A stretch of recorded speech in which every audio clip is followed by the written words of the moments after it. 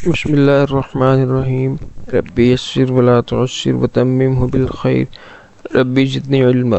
प्यारे बच्चों, उम्मीद है आप सब खैरियत से होंगे, सब ठीक होंगे और अपनी पढ़ाई पे जो है वो तवज्जो दे रहे होंगे।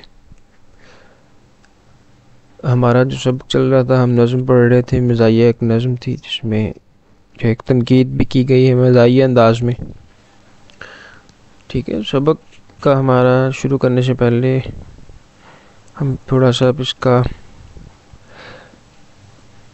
रिव्यू ले लेते हैं, पीछे हमने इसमें क्या क्या पढ़ा है। ठीक है, इसमें हमने एक तो तशरीह देखी है, ठीक है, जिसमें शायर अशार की तशरीह मैंने आपको करके बताई थी। और अशार इतने कोई मुश्किल नहीं है कि आपको समझना है कि अब इसका क्या मतलब है। ठीक है, मुश्किल अल्फाज की मीनिंग भी आपको मैंने बताए थे। इसी तरह फिर हमने इसमें short question, long question, MCQs, इसी तरह ज़रबुल मिसाल पढ़े थे। आज जो हमने पढ़ना है वो क्वेश्चन नंबर 7 है, 8 है और क्वेश्चन नंबर 9 है। सबक शुरू करने से पहले हम जो SLO है वो देख लेते हैं। SLO यही है कि सबक का जायज़ा लें। जो मैंने भी आपको रिव्यू लेना था वो मैंने आपको बता दिए। ठीक है, और नज़म को जो है वो रवानगी के साथ दुरुस्त तलफ़ुज़ के साथ पढ़ना है। तो ये आपने खुद कर लेना है। उसके बाद अब हम अपना काम देखते हैं। क्वेश्चन नंबर 7 में जुमले बनाने हैं। तो इन अल्फाज की मीनिंग मैंने आपको बताए हुए हैं, जुमले आप लोगों ने खुद ही बना लेने हैं। ठीक है, मर्दमशुमारी कहते हैं इंसान गिनना। ठीक है, लोगों को गिनना, जैसे हमारे मुल्क में मर्दमशुमारी होती है ना। इसी तरह मिल्लत बैज़ा से क्या मुराद है?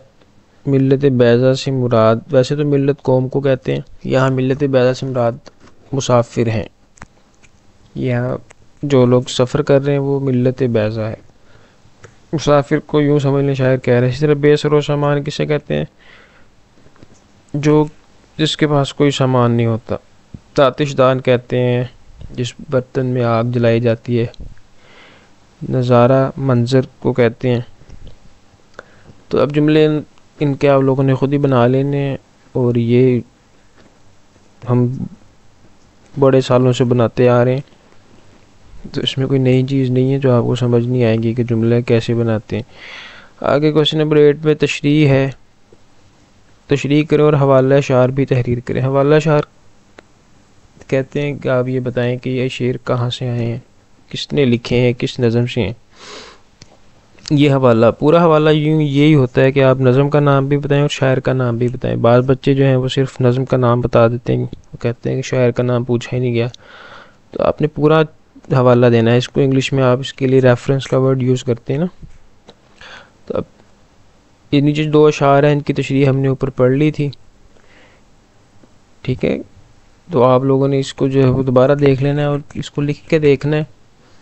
तो आप पहले तशरीह करेंगे, उसके बाद उसको नीचे या तो शुरू में हवाला दे देंगे या उसके आखिर में नज़म के हवाला दे देंगे कि ये नज़म, ये अशार जो हैं वो इस नज़म से लिए गए हैं और जिसका शायर का नाम क्या है।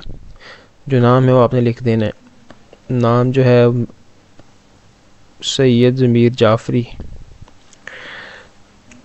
और क्वेश्चन नंबर 9 में है कि इस नज़म में रेल के तीसरे दर्जे का जो नक्शा खींचा गया है वो अपने अल्फाज में तहरीर करें।